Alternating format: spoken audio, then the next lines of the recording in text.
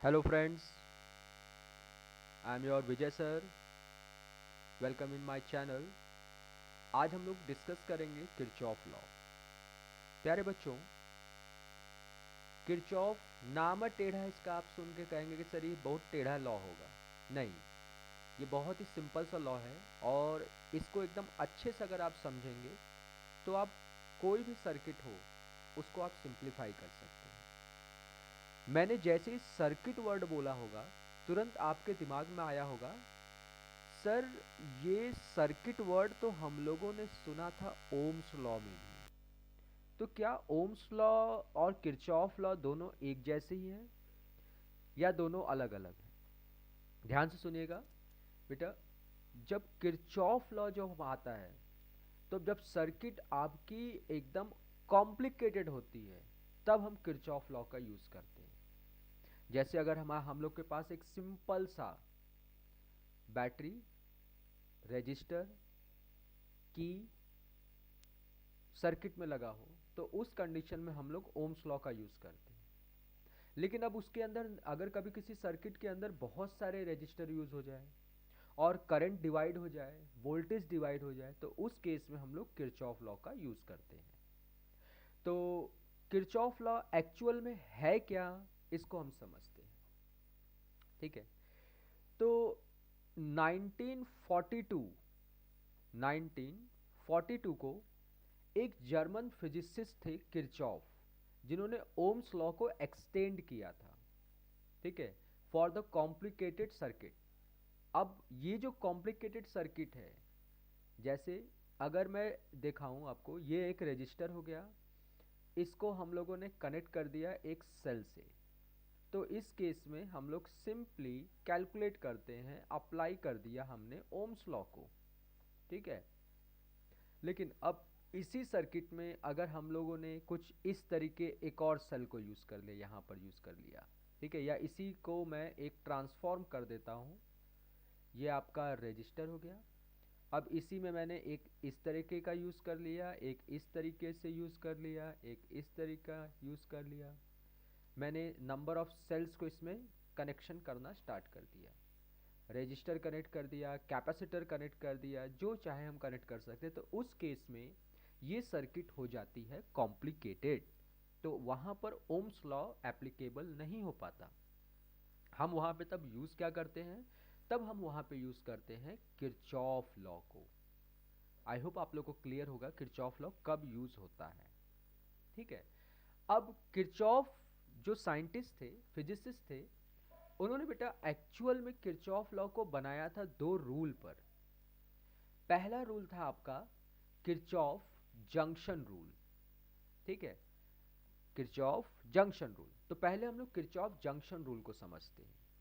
क्या होता है किरचॉफ जंक्शन रूल? पहले इसमें एक वर्ड आया है जंक्शन, तो पहले हम जंक्शन वर्ड को समझते हैं। इस फिगर को देख के आप लोग को लग रहा होगा कि हाँ सर, ये फिगर देखा देखा हुआ लग रहा है ना? ये सर्किट एक्चुअल में हम लोगों के घर में जब घर बनता है ना, घर बनता है तो सीलिंग में या दीवालों में हम लोग वायरिंग करते हैं। तो वायरिंग करते वक्त ऐसे पॉइंट्स बहुत सारे छोड़े जाते हैं जहाँ पर हम लोग स्विचेस को लगाते हैं, नंबर ऑफ स्विचेस लगाते हैं, तो इसको हम लोग बोलते हैं जंक्शन। इस इसी पॉइंट को हम लोग क्या बोलते हैं? जंक्शन। या इसको एक और नाम से जानते हैं, हम लोग बोलते हैं नोड। क्या बोलते हैं हम लोग? नोड। अच्छा, तो यहाँ पर होता है क्या है, जैसे अगर मान लीजिए इस जंक्शन पे यहाँ पे करंट आ रही है, ठीक है, तो यहीं से आपका करंट यहाँ भी जा रही होगी, यहाँ जा रही होगी, यहाँ जा रही होगी, यहाँ जा रही होगी, यहाँ जा रही होगी। ये जरूरी नहीं है कि करंट एक ही तरफ से आए, हो सकता है दो तरफ से हम करंट को ले जाके इसमें करें। ठीक है, तो ऐसे को हम लोग बोलते हैं जंक्शन। जरा जंक्शन, अब ये अगर सिंपल, ये तो एकदम सिंपल सा फिगर, ये हम लोग के घर में यूज होता है। अगर मान लीजिए कोई मल्टी स्टोरेज बिल्डिंग होती है, तो देखो उसमें कुछ इस तरीके का कनेक्शन होता है ना? आप लोग को दिख रहा होगा, इसमें 1 2 3 4 5 6 7 समथिंग है, ऐसी करके है। तो ये आपका कनेक्शन होता है। जैसे अगर हम लोग वन वाले वायर को वन वायर के साथ, क्योंकि वायर में क्या होता है, एक होता है लाइव वायर और एक होता है आपका न्यूट्रल वायर, है ना? जब सर्किट क्लोज होती है तभी करंट फ्लो करेगा। तो लाइव वायर और न्यूट्रल वायर को कुछ इस तरह कनेक्शन करते हैं कि हम लोग का हो गया। जैसे मान लीजिए लाइव वायर हो गया तो उसमें एक फ़ैन को कनेक्ट कर दिया आपने इस तरह। फिर ऐसे ही दूसरे वाले में हम लोगों ने बल्ब को कनेक्ट कर दिया, सेकेंड और सेकेंड को कनेक्ट करके ऐसे। तो आराम से हम ऐसे सर्किट को क्लोज कर लेते हैं। तो ये कॉम्प्लिकेटेड सर्किट और हो जाती है। ऐसा ही जंक्शन, एक और वर्ड आता है, जैसे आपने सुना होगा वाराणसी जंक्शन, या आपने सुना होगा इलाहाबाद जंक्शन। सॉरी, इलाहाबाद को तो प्रयागराज बोलते हैं, ठीक है, प्रयागराज जंक्शन हो गया। तो ऐसे ही आप लोगों ने ये जंक्शन वर्ड, या रेलवे में आपने देखा होगा ऐसे डब्बे बहुत सारे दिखते हैं, है ना, ऐसे डिब्बे बहुत सारे दिखाई देते हैं। जैसे लगता है कि इसमें तिजोरी है, कुछ छुपा के रखा हुआ है ना। जैसे आप ट्रेन से जब सफ़र करते होंगे तो आपको कुछ इस तरीके के बहुत सारे डब्बे दिखते हैं। देखो यहाँ पर है, एक है, दो है, ऐसे ही आपका तीन है, चार है, ऐसे सब बने रहते हैं। क्या होता होगा वहाँ पे जंक्शन का यूज़? तो जंक्शन का यूज़ होता है क्या है कि जैसे ये जो मेन लाइन है, देखो यहाँ पे जो खंबे इतने बड़े बड़े दिख रहे हैं आप लोग को ना, इस खंबे से लाइन को लाते हैं, इसमें कनेक्शन करते हैं, और फिर इसको यहाँ से कनेक्ट करते हैं, या इस यहाँ पे जो बल्ब होता है या इलेक्ट्रिकल, जितने भी इलेक्ट्रिकल अप्लाइंसेस हैं उनको चलाने के लिए कनेक्शन चाहिए होता है। तो उन कनेक्शन को ऐसे ऐसे डब्बों में बंद करके रखा जाता है कि ईजिली हमको पता चले कि कहाँ पर करंट जा रहा है, कहाँ पे करंट आ रहा है। तो मेरे हिसाब से आप लोग को जंक्शन वर्ड क्लियर हो गया होगा, जंक्शन का मतलब क्या होता है। ठीक है, अब आते हैं हम लोग अपने मेन सर्किट क्वेश्चन पे, या सा टॉपिक पर। तो जंक्शन लॉ, एक्चुअल में जंक्शन लॉ के अकॉर्डिंग हम लोगों के पास किरचॉफ जंक्शन रूल है क्या, इसको हम समझते हैं। मान लो कि ये नंबर ऑफ वायर आपके सामने दिखाई दे रहा होगा। ये ये एक्चुअल में कोई तारा नहीं है बेटा, ये एक्चुअल में जंक्शन यानी करंट को बता रहा है। जैसे मान लीजिए ये पहला वायर है, इसमें करंट आपका यहाँ पे आ रहा है I1, ठीक है। हम लोग एक दूसरा करंट ले लेते हैं, यहाँ पर ले लेते हैं I2। कहाँ आ रहा है ये? आ रहा है, ये आ रहा है नोड के ऊपर। कहाँ आ रहा है? नोड के ऊपर। चलो, अब इस नोड से हम लोगों ने निकाल दिया एक करंट I3 को बाहर, दूसरे वाले को लगा दिया I4 को बाहर, ऐसे ही ये हो गया I5, ठीक है। तो एक्चुअल में नोड से करंट, कितने करंट का नाता है? 5 करंट का। लेकिन 2 करंट नोड की तरफ आ रही है, जंक्शन की तरफ आ रही है, और 3 करंट जंक्शन से जा रही है। तो ध्यान से देखना क्या है किरचॉफ जंक्शन रूल, ठीक है। तो किरचॉफ ने बताया क्या था कि कैसे होगा? तो किरचॉफ ने एक्चुअल में सिर्फ ये बताया, कभी भी किसी भी नोड के लिए, ठीक है, that means for any node, किसी भी सर्किट के नोड के लिए, द करंट, जो करंट आपका सर्किट की तरफ आती है, that means current coming to the junction, coming to the junction is equal to current away from the junction. यानी जो करंट आती है या करंट जाती है, ठीक है। जैसे आने वाले को हमने कमिंग बोल दिया और जाने वाले को गोइंग लिख दिया, ठीक है। दैट मीन्स अगर इस नोड के लिए देखें, है ना, इस नोड के लिए, तो जितना करंट सर्किट पर आएगा, नोड पे आएगा, उतना ही करंट सर्किट के नोड से जाएगा। मतलब अगर हम सिंपल देखें, कौन कौन सा सर्किट की तरफ करंट आ रहा है, तो I1 आ रहा है और I2 आ रहा है। और कौन सा करंट जंक्शन से या नोड से दूर जा रहा है? I3 जा रहा है, I4 जा रहा है और I5 जा रहा है। तो मतलब क्या हुआ? अगर मैं सारे के सारे वेरिएबल्स को एक तरफ कर दूं, तो I1 plus I2 minus I3 minus I4 minus I5 is equal to 0। Means इसका क्या मतलब समझ में आ रहा है? किसी भी नोड के लिए या जंक्शन के लिए जो एल्जेब्रिक सम ऑफ करंट होता है वो कितना होता है? 0। आई थिंक क्लियर है सबको यहाँ पर, है ना। तो मेरे हिसाब से आप लोग को समझ में आया होगा कि कभी भी किसी जंक्शन पे जो भी करंट आती है उनका एल्जेब्रिक सम क्या होता है, जीरो। अब जरा हम इसको करंट के फॉर्मूले डेफिनेशन में आते हैं हम लोग, क्योंकि हम लोग जानते हैं करंट का फॉर्मूला होता है rate of flow of charge. तो एक इंस्टेंट में अगर हम लोग देखें, ध्यान से देखना, ये जो I1 और I2 करंट है, ये दोनों मिक्स करके मान लीजिए आपके पास 10 एम्पियर का करंट आ रहा है। कितना आ रहा है, 10 एम्पियर का करंट आ रहा है। और ये जो I3 है, ये जो I4 है और I5 है, तो ये तीनों के तीनों आपस में मिक्स होके उतना ही करंट विड्रॉ करते हैं, 10 एम्पियर। मतलब नोड अपने पास कोई भी करंट को नहीं रखता है। अगर हम करंट के डेफिनेशन के अकॉर्डिंग देखें तो करंट का फॉर्मूला होता है चार्ज अपॉन टाइम, है ना। कितना होता है, चार्ज अपॉन टाइम। तो इस कॉन्सेप्ट के अकॉर्डिंग यहां पर जितना चार्ज बना उतना ही चार्ज इस निकलने वाले करंट के लिए भी होगा। मतलब एक तरीके से हम ये भी कह सकते हैं कि किरचॉफ जंक्शन रूल किस पर बेस्ड है, ठीक है, ये आपका बेस्ड है कंजर्वेशन ऑफ चार्ज पर, कंजर्वेशन ऑफ चार्ज। ठीक है, तो देखो एग्जाम में जो आपके क्वेश्चंस आते हैं वो ऐसे ही आते हैं कि Kirchhoff junction rule based which conservation, that is conservation of charge. अगर हम देखें सीबीएसई एग्जाम में, तो सीबीएसई एग्जाम में इससे दो क्वेश्चंस बन सकते हैं। पहला कि ये किस कंजर्वेशन पे बेस्ड है, दूसरा किसी भी सर्किट के नोड पे नेट करंट कितना होता है, जीरो, है ना। ये याद रखिएगा आप लोग, किसी भी नोड पे या किसी भी जंक्शन पे सर्किट के लिए, मान लीजिए हमारे पास कोई भी सर्किट है, उसके जितने भी नोड होंगे उस पे नेट करंट कितना होता है, जीरो। आई थिंक क्लियर होगा किरचॉफ जंक्शन रूल।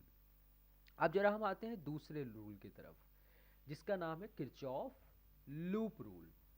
क्या होता है लूप रूल, क्या होता है लूप, है ना, इसको हमको समझना है। तो प्यारे बच्चों ये सोचिए लूप का मतलब पहले क्या होता है ना, लूप क्या होता है। जैसे आप लोगों ने देखा होगा सर्किट, जैसे यही मैंने आपके सामने सर्किट बनाया हुआ है, ठीक है। देखो ये सारे के सारे सर्किट हैं। अभी इन सारे सर्किट को हमको समझना है कैसे ये सॉल्व करते हैं। देखो ये आपका फिगर फर्स्ट है, ये फिगर 2 है, ये फिगर 3 है। तो ये 3 सर्किट मैंने आपके समझ बताया है। तो इसके अंदर ये जितने भी आपको क्लोज डायग्राम दिख रहे हैं ना, ये इसको हम लोग बोलते हैं लूप। जैसे अगर इसमें देखें कितने लूप बन रहे हैं, पहला, दूसरा, तीसरा, एक तो पूरा चौथा हो गया। ऐसे इसमें कितने बन रहे हैं, एक, दो, ऐसे बड़ा वाला 3 हो गया, ऐसे नेक्स्ट वाले में आपके ऐसे ही बन रहे हैं। तो अगर हम देखें तो लूप का मतलब क्या होता है, लूप का मतलब कोई भी क्लोज्ड सर्किट, ठीक है, कोई भी क्लोज। अब उसके अंदर सेल जरूरी नहीं कि सेल हो सकता है उसके अंदर सिर्फ सेल ही हो सकता है उसके अंदर सिर्फ और सिर्फ आपका रजिस्टर ही हो, ठीक है। तो उससे कोई लेना देना नहीं कि हम लोग को बस इतना देखना है कि उस सर्किट के अंदर एक्चुअल में क्या है, ठीक है। तो मेरे हिसाब से आप लोग को लूप वर्ड क्लियर हो गया होगा, लूप होता क्या है, ठीक है। तो अब हम लोग इसके रूल को समझेंगे, ये है क्या, ठीक है। तो हम आते हैं फिर से अपने प्रीवियस पेज पर। हाँ, किरचॉफ लूप रूल को समझते हैं, ठीक है। तो किरचॉफ लूप रूल समझने के लिए मैंने उस फिगर को यहाँ पर एक्सेस कर दिया, ठीक है।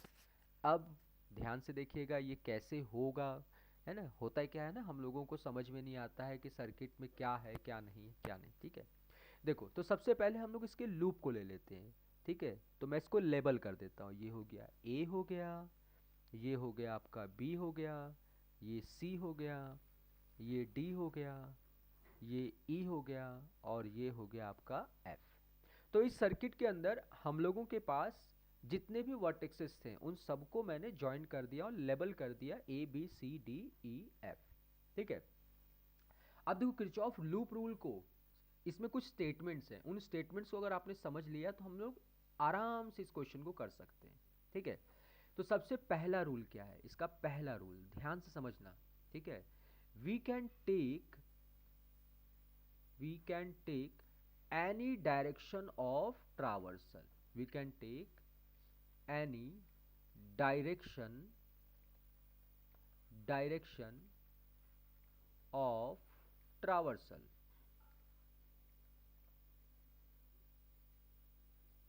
अब आपके कहेंगे सर ट्रावर्सल क्या होता है, यहाँ पे तो कहीं पे हमको ट्रावर्सल वर्ड आपने बताया नहीं और अचानक आप ट्रावर्सल बता रहे हो। देखो ये हम लोग का लूप है, पहला लूप है ABCF, तो इसमें मैंने ये देखो बना दिया, इसको बोलते हैं हम ट्रावर्सल, ठीक है। तो ये मैंने कैसा बनाया है, ये मैंने बनाया है क्लॉकवाइज, है ना, जैसे घड़ी चलती है उसके अकॉर्डिंग। एनालॉग वॉच होती है, उसका जो hands, minute hand, second hand घूमते हैं इसी डायरेक्शन में, उसको हम लोग बोलते हैं क्लॉकवाइज। ये भी आपका इसमें भी बना दिया मैंने, ये क्लॉकवाइज, ये भी क्लॉकवाइज हो गया, ठीक है, ये ऐसे बन गया। ये सर्किट में एक्चुअल में मैंने इसके डायरेक्शन को बना दिया, तो इससे कोई दिक्कत नहीं होगा हम लोगों को, ठीक है।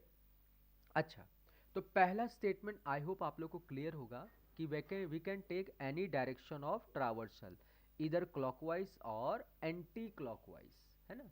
ये जरूरी नहीं है कि हम लोग एक सर्किट ले लें और उस सर्किट में सिर्फ और सिर्फ क्लॉकवाइज ही बनाएं, हम एंटी क्लॉकवाइज भी बना सकते हैं, है ना। हम क्लॉकवाइज एंटी क्लॉकवाइज दोनों ले सकते हैं। चलो अब दूसरे स्टेटमेंट की तरफ आते हैं, ठीक है। दूसरा स्टेटमेंट बहुत मज़ेदार है, ठीक है। जैसे सर्किट में आपका सेल लगा होता है ना, ये देखो, एक होता है आपका पॉजिटिव, एक होता है नेगेटिव, और एक होता है, ऐसे ही मैं एक और बात बता देता हूँ, पॉजिटिव और एक होता है नेगेटिव, ठीक है। अगर अगर ट्रावर्सल पॉजिटिव से नेगेटिव की तरफ जा रहा है, किधर जा रहा है, पॉजिटिव से नेगेटिव की तरफ, तो उस केस में हम लोग जो इस सर्किट के अंदर का EMF होता है वो ले लेते हैं निगेटिव। क्या लेते हैं, निगेटिव। देखो ध्यान से, इसमें ये ट्रावर्सल हो गया, जो हम लोगों ने ट्रावर्सल यहाँ बनाया हुआ है बेटा, वही ट्रावर्सल यहाँ पे भी है। तो ट्रावर्सल ये हो गया और ट्रावर्सल पॉजिटिव से निगेटिव हो गया, तो EMF क्या हो गया, निगेटिव। और अगर ट्रावर्सल का डायरेक्शन निगेटिव से पॉजिटिव है तो हम EMF को लेते हैं पॉजिटिव, ठीक है। मतलब ट्रावर्सल अगर निगेटिव से पॉजिटिव जा रहा है तो हम उसको लेते हैं आपका निगेटिव। मेरे हिसाब से ये क्लियर होगा, है ना। अब आते हैं हम लोग तीसरे वाले में। तीसरा वाला एक्चुअल में हम लोगों का IR का रूल है, ठीक है। अभी देखो मैंने किरचॉफ रूल बताया नहीं, इसके रूल को बता रहा हूँ, इसमें कुछ रूल्स हैं, उन रूल्स को फॉलो करो तब हमको समझ में आएगा एक्चुअल इसका क्या आने वाला है, ठीक है। अब मान लो कि आपके पास इस सर्किट के अंदर आपने एक रजिस्टर का यूज़ किया हुआ है, ये रजिस्टर हो गया, और इसके अंदर आई करंट ये ऐसे जा रही है, ठीक है। अब किसी बच्चे के दिमाग में आएगा सर जरूरी है करंट ऐसे जाए, मान लीजिए करंट आपका ऐसे भी जा सकता है, चलो ठीक है, हमने ऐसे भी बना दिया, है ना। हम करंट का कैसे भी बना सकते हैं, ये दोनों अलग अलग फिगर है, ठीक है। अब मान लो कि आपका ट्रावर्सल ऐसे जा रहा है, ठीक है, और इस वाले में ट्रावर्सल ऐसे जा रहा है। आई थिंक अब आप लोग क्लियर समझ में आ रहा होगा कि इस वाले में, पहले वाले फिगर में ट्रावर्सल और करंट सेम डायरेक्शन में है, ठीक है। अगर दोनों सेम डायरेक्शन में होता है तो हम लोग जो प्रोडक्ट ऑफ करंट और रिस्पेक्टिव रेजिस्टेंस है वो लेते हैं पॉजिटिव। और अगर करंट और ट्रावर्सल अपोजिट डायरेक्शन में है तो इस केस में हम लोग लेते हैं नेगेटिव, ठीक है। तो देखो एक्चुअल में हम लोगों के पास इस किरचॉफ लूप रूल से हम लोगों को दो फिजिकल क्वांटिटीज के बारे में पता चला कि इसमें यूज होने वाला है, पहला EMF और दूसरा करंट एंड रेजिस्टर। अब जरा हम लोग इसमें और आगे बढ़ते हैं, ठीक है। तो अगर लूप रूल को हमको समझना है, ठीक है, तो किरचॉफ ने क्या कहा था इसको समझिए, ठीक है, ध्यान से देखिएगा। फॉर एनी लूप मतलब किसी भी लूप के लिए जो आपका नेट पोटेंशियल होता है, मतलब सर्किट में जितने भी हमारे पास पोटेंशियल टर्मिनल्स होंगे उनके डिफरेंस जो होंगे वो क्या होते हैं, ज़ीरो। मतलब कभी भी किसी भी सर्किट के लिए नेट पोटेंशियल डिफरेंस क्या होता है, ज़ीरो। और आप लोगों ने एक रिलेशन पढ़ा था पोटेंशियल डिफरेंस ईएमएफ और करंट में, तो उस हिसाब से हम इसको लिख सकते हैं, और the algebraic sum of EMF is equal to the algebraic sum of current to the respective resistance। ठीक है, तो मतलब कभी भी किसी भी सर्किट में जितने भी ईएमएफ लगे होते हैं उन वो टोटल उनका एल्जेब्रिक सम किसके इक्वल होता है, करंट और उसके रिस्पेक्टिव रेजिस्टेंस के प्रोडक्ट के इक्वल। ठीक है, आप कहेंगे सर कुछ भी नहीं समझ में आ रहा है इसमें अभी। देखो ये हम लोग को रूल जब तक नहीं समझ में आएगा तो हमको आगे नहीं समझ में आए, बस आपको ये रूल समझना है। इसीलिए मैंने 3 कलर का यूज़ किया। पहले रेड कलर से मैंने आपको बताया कि यहाँ पर हम इस सर्किट में कोई भी ट्रावर्सल का डायरेक्शन ले सकते हैं। ग्रीन कलर वाले से मैंने बताया है ईएमएफ के लिए, और ब्लू कलर से मैंने बताया आपको आईआर के लिए। अब जरा हम लोग इस पर ये जो मैंने क्वेश्चन दिया हुआ है ना ABCDEF, अब इसको जरा हम लोग सिंप्लीफाई करते हैं। ठीक है, तो मैं थोड़ा सॉल्व करने के लिए मैं थोड़ा सा डार्क पेन का यूज़ करता हूँ। ठीक है, अब देखो ये आपका बड़ा वाला लाइन हो गया पॉजिटिव, ये हो गया नेगेटिव। सेम यहाँ पे भी ये पॉजिटिव है, ये नेगेटिव है, ये भी पॉजिटिव है, ये भी नेगेटिव है। ठीक है, अब हम लोग सर्किट में करंट कैसे भी फ्लो कर सकते हैं। ये जरूरी नहीं कि हमने करंट जो बनाया है पॉजिटिव से नेगेटिव, ठीक है, उसी डायरेक्शन में हम करें, हम फ्री हैं, हम कैसे भी कर सकते हैं। ठीक है, अब जरा मैं इसको लेबल कर देता हूँ, कुछ इसमें लिख देते हैं ना। ठीक है, जैसे मान लीजिए ये आपका हो गया 5 ओम का, ये हो गया आपका 2 ओम का, और ये हो गया आपका 2 ओम। यहाँ एक और हम लोग ले लेते हैं रजिस्टर को, ये हो गया आपका 3 ओम। ठीक है, और यहाँ पे जो बैटरी लगी है उसको ले लेते हैं 5 वोल्ट की, यहाँ पर ले लिया हमने 2 वोल्ट की, यहाँ पे ले लिया आपने 1 वोल्ट की। ठीक है, अब सर्किट में क्या क्या लगा ये हमको समझ में आ गया है। अब इस सर्किट में हम लोग करंट को बनाते हैं, ध्यान से सुनिएगा, हम लोग करंट को बना रहे हैं। ठीक है, अब आप कहेंगे सर कैसे बनाएंगे करंट, आपने तो ट्रावर्सल भी बना दिया है। नहीं, देखो हम कुछ करंट एक्चुअल सर्किट में जो करंट जा रही है और हमारे ट्रावर्सल, उन दोनों के डिफरेंस से एक्चुअल करंट का फ्लो डायरेक्शन हम कैलकुलेट करते हैं। ठीक है, अब मान लो कि देखो इस करंट हम ए बी वाले साइड को देखते हैं, तो इसमें से करंट मैंने निकाल दिया I1। ठीक है, तो I1 करंट ए से होते हुए F में पहुंचा। ठीक है, अब यहां पर मैंने एक दूसरे करंट को बना दिया I2। ठीक है, तो I2 करंट यहां से होता हुआ यहां पहुंचा। ठीक है, और फिर यहां पर मैंने यहां वाले करंट को बना दिया आपका I3 बना दिया। ठीक है, तो ये I3 करंट ऐसे गया, I3 करंट ऐसे गया, I3 करंट ऐसे गया, I3 करंट यहाँ आया। ठीक है, और I2 करंट यहाँ आया। जब ये दोनों ऐड हो गए, ठीक है, तो यहाँ पर आपको करंट मिल गया I2 प्लस I3। ठीक है, I2 प्लस I3, या हम लोग इसको इस तरह मानते हैं, हम लोग कम से कम वेरिएबल का यूज़ करते हैं, हम लोग कम से कम वेरिएबल का यूज़ करते हैं। तो मान लीजिए पहले वाले में जो आपने करंट लिया था वो था I1, और दूसरे वाले में I2 लिया, तो यहाँ करंट कितना आया, I1 माइनस I2। यहाँ भी करंट उतना ही आएगा बेटा आपका, I1 माइनस I2। ठीक है, आप ऊपर आते हैं सी पॉइंट पर, सी पॉइंट पर I1 माइनस I2 हुआ। अच्छा, ये वाला I2 ऐड होगा, है ना, FC वाला होगा, तो यहाँ पर नेट करंट कितना आया आपका I1। तो हम लोग का जब सर्किट हम लोग सॉल्व करते हैं, तो सॉल्व करते वक्त हम लोगों के दिमाग में बस एक चीज होना चाहिए कि जितना हमने करंट निकाला हुआ है पॉजिटिव टर्मिनल से, उतना ही रिटर्न करंट आना चाहिए इस नेगेटिव टर्मिनल में, तब तो आपका सर्किट सही है। और अगर आपका नहीं सही हुआ तो मतलब उतना करंट नहीं आ रहा है, तो कहीं ना कहीं आपने गलती की है। चलो अब हम लोग इक्वेशन बनाते हैं। ठीक है, मैं थोड़ा सा इसको स्क्रॉल कर देता हूँ ऊपर।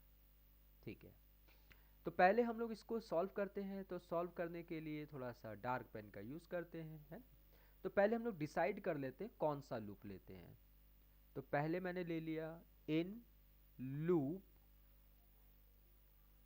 ए बी सी एफ ए। ठीक है, दिखाई दे रहा होगा आप लोगों को, ए बी सी एफ ए। अच्छा, तो सबसे पहले हम लोग ईएमएफ लेते हैं। देखो मैंने जानबूझ के आपको रूल भी दिखा रहा हूं, मैं पहला रूल देखना, सेकंड वाले को देखिएगा। अब इसमें ट्रावर्सल का डायरेक्शन क्या है, नेगेटिव से पॉजिटिव। तो हम लोग पहले टू वाले को देखते हैं, मैं कर्सर को बार बार वहां पे दिखा रहा हूँ। ठीक है, तो होगा क्या, तो पहला आपका नेगेटिव से पॉजिटिव ट्रावर्सल जा रहा है, तो ईएमएफ के लिए हो गया 2। और ये ट्रावर्सल घूमते हुए ऐसे गया ऐसे गया ऐसे गया। अब इधर देखो, तो ट्रावर्सल पॉजिटिव से नेगेटिव जा रहा है, तो जब ट्रावर्सल पॉजिटिव से नेगेटिव जाता है तो ईएमएफ क्या होता है, नेगेटिव। तो वो, और इसमें कोई तो लगा ही नहीं है आपका ईएमएफ, यहाँ से यहाँ तक में और कोई ईएमएफ नहीं है इस लूप में, ए बी सी एफ में। तो अब आते हैं हम लोग आई आर की तरफ। आप ध्यान से देखना, आई आर को देखते हैं। ये करंट इधर जा रहा है, ये करंट इधर जा रहा है, और आपका ट्रावर्सल इधर जा रहा है। ठीक है, तो दोनों एक दूसरे के अपोजिट हैं। जब दोनों एक दूसरे के अपोजिट है तो क्या करते हैं हम लोग, माइनस लेते हैं। तो माइनस हो गया -2I2। ध्यान से देखना, मैं एफसी वाले आर्म के लिए बता रहा हूँ, एफसी वाला जो साइड है उसमें बता रहा था। ठीक है, देखो ये है आपका एक्चुअल करंट जा रहा है, और ट्रावर्सल हमने इधर बनाया है, तो दोनों एक दूसरे के अपोजिट है। तो यहाँ पर मैंने इसके लिए इसको ले लिया माइनस। अब ये हम लोग आते हैं इस वाले एफए में, तो कोई भी आपका यूज़ नहीं हुआ है, यहाँ पे कोई भी आपका रजिस्टर नहीं यूज़ हुआ, तो यहाँ कुछ नहीं करना है। आगे आते हैं, अब यहाँ देखो, इसमें करंट इधर जा रहा है, ट्रावर्सल इधर जा रहा है, तो इसमें भी माइनस होगा। तो क्या हो गया, -5I1। चलो सिंप्लीफाई करते हैं, तो -3 is equal to -2I2 -5I1। Minus को हम कॉमन ले लेके कैंसिल कर लेते हैं, तो 3 इज इक्वल टू क्या मिला आपको, 2I2 प्लस 5I1।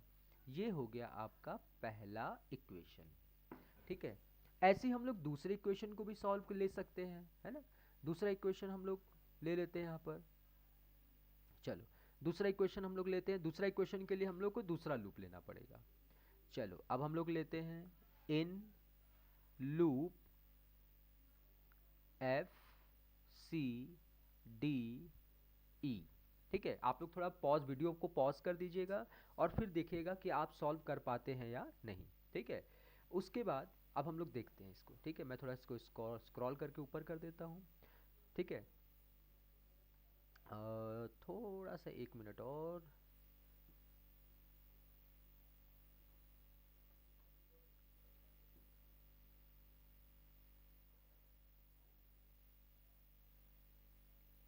ओके, अब आते हैं हम लोग यहाँ पर, फिर से देखते हैं थोड़ा सा in loop F C D E. अब देखो एफ सी डी ई में हम लोग डी से स्टार्ट करते हैं। ठीक है, अब देखो ट्रावर्सल आपका बेटा इधर जा रहा है ना, ये ग्रीन कलर का ट्रावर्सल है और रेड कलर का आपका करंट है। तो इसको हम लोग करते हैं, तो पहले ईएमएफ देखते हैं। तो ईएमएफ का डायरेक्शन क्या होगा, ईएमएफ के लिए साइन क्या होगा, देखो ट्रावर्सल जा रहा है नेगेटिव से पॉजिटिव, तो यहाँ पर हो गया 1 वोल्ट। और इस वाले में पॉजिटिव से नेगेटिव, एफ सी वाले में देखना आपका जा रहा है पॉजिटिव से नेगेटिव, तो हम लोग ले लेंगे इसको -2 इज इक्वल टू। चलो अब ऊपर आते हैं डी से ई में। तो डी से ई में आपका देखो ट्रावर्सल आपका इधर जा रहा है और करंट का डायरेक्शन इधर है, मतलब एक लेफ्ट जा रहा है तो एक राइट जा रहा है। तो लेफ्ट और राइट होगा तो क्या करेंगे, तो माइनस लिख देंगे, तो -2 करंट हो गया I1 -I2। ठीक है, अब जरा ऊपर वाले में आते हैं। ये करंट गया, देखो करंट का डायरेक्शन ऐसे है, ट्रावर्सल का डायरेक्शन इधर है, दोनों सेम डायरेक्शन है, तो क्या लिखेंगे हम लोग, प्लस। तो प्लस कौन सा करंट है इसके अंदर, सिर्फ और सिर्फ 2I2। ठीक है, अब ये करंट यहाँ से होता हुआ इसमें आया, तो इसमें भी करंट वही है I1 -I2, और ट्रावर्सल अपोजिट है, तो हम इसको लिख देंगे -3I1 -I2। चलो भाई सॉल्व करते हैं इसको। ये हो गया -1, ये हो गया आपका, देखो अच्छा, -2 I1 I2 -3 I1 I2 को एक साथ कर देते हैं, तो -5 I1 -I2 +2 I2। चलो भाई सिंप्लीफाई करते हैं इसको, माइनस साइन को मैंने कॉमन ले लिया, तो 1 = 5 I1 -5 I2 -2 I2। सिंप्लीफाई किया आपने, 1 = 5 I1 -7 I2। ये हो गया आपका equation number second. I think आप लोग को ये क्लियर हो गया होगा बेटा इक्वेशन कैसे बनता है ना। बहुत सिंपल सिंपल होता है, हमको बस इसके रूल को याद अगर आपने कर लिया अच्छे से, तो आपको अच्छे से हर क्वेश्चंस आएगा। ठीक है, कभी घबराना नहीं चाहिए हमको क्वेश्चन में कि कैसे होगा, सर्किट में करंट दिया नहीं है, दिया है। ठीक है, देखो अगर एग्जाम में बेटा करंट नहीं दिया है तो आप बना के भी कर सकते हो, और अगर करंट दे दिया है, ठीक है, तो करंट नहीं दिया तो आप बना के कर सकते हो, और नहीं अगर दे दिया है तब तो और अच्छी बात है, तो आपको बनाना नहीं है उसके हिसाब से। क्योंकि बोर्ड में क्या होता है कि उनको कॉपी चेक करना होता है ना, बोर्ड में, बोर्ड एग्जाम में, तो बोर्ड एग्जाम में कॉपी चेक करने के लिए क्या देते हैं सब, उसमें I1 I2 बना देते हैं कि भाई उनको दिक्कत ना हो कॉपी करेक्शन में। क्या होता है कि बच्चे ने I1 I2 कुछ और कर दिया और आंसर की में I1 I2 कुछ और आ गया, तो उस चीज़ से बचने के लिए वहाँ पर I1 I2 बना के दे दिया जाता है। ठीक है, तो मेरे हिसाब से आप लोगों को ये Kirchhoff rule I think clear होगा। तो प्यारे बच्चों, हम लोग नेक्स्ट वीडियो में इसके बारे में और डिटेल में देखेंगे। Thank you.